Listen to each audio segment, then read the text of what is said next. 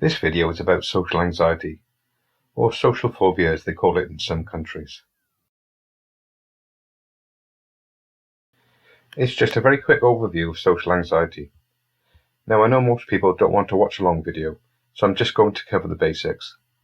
However, if you want to beat any anxiety disorder, you really need to understand it.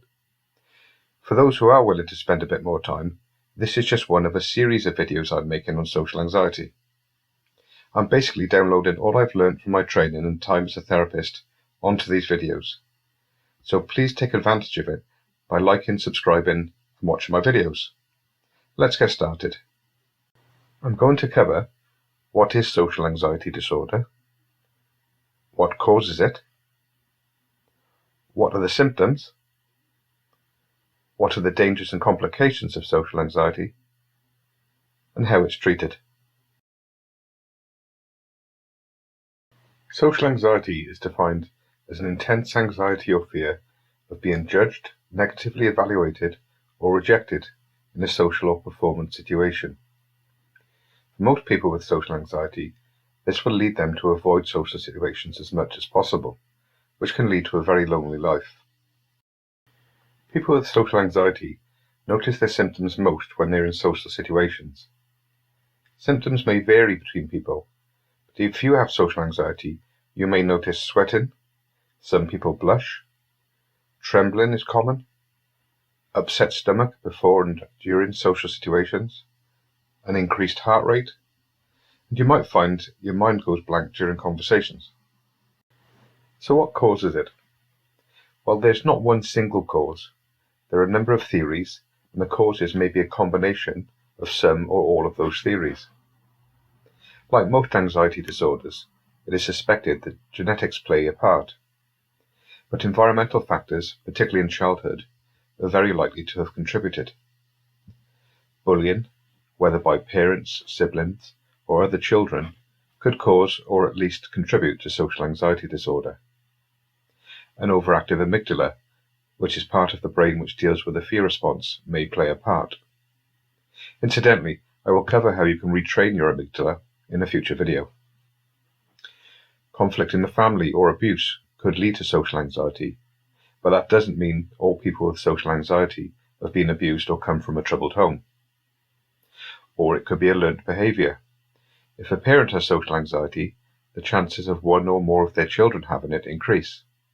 But interestingly, in some cases, one child is socially anxious and the other not, which may indicate that it's a combination of certain genes and environmental factors. But the truth is, no one really knows for certain. The two biggest dangers of social anxiety are depression and alcohol. Human beings need social interaction, so social anxiety can be very lonely, which can lead to depression. People with social anxiety often have low self-esteem, which is also linked to depression. Some people will use alcohol to help ease their social anxiety symptoms. This is very dangerous, and over time can lead to alcohol dependency, relationship problems, and a shortened life. So it's important to seek treatment for social anxiety rather than trying to self-medicate with drink or drugs. If you go to your doctor and describe your symptoms, your doctor is likely to prescribe a drug called a selective serotonin reuptake inhibitor, or SSRI. Serotonin is an important hormone and neurotransmitter that is involved in mood regulation, among many other things.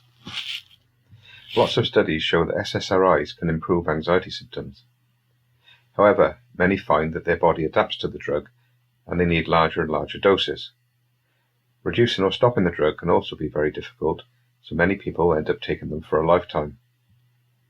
In my opinion, SSRIs are useful, but used alone do not address the root cause of social anxiety. Lots of studies show that SSRIs combined with talking therapies lead to a greater improvement in anxiety than SSRIs alone. Now, there are many types of talking therapies: hypnotherapy, counseling, EFT, to name a few.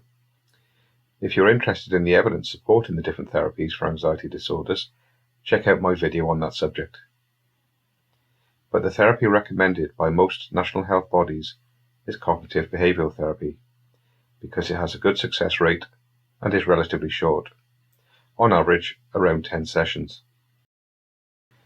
I will give a very quick explanation of what CBT is, and then for those who are interested in exploring this therapy, I will go into much more detail in my future videos, so you can decide if you want to seek a CBT therapist in your own area, or maybe just try out a few of the CBT tools and concepts yourself if therapy is not accessible for you.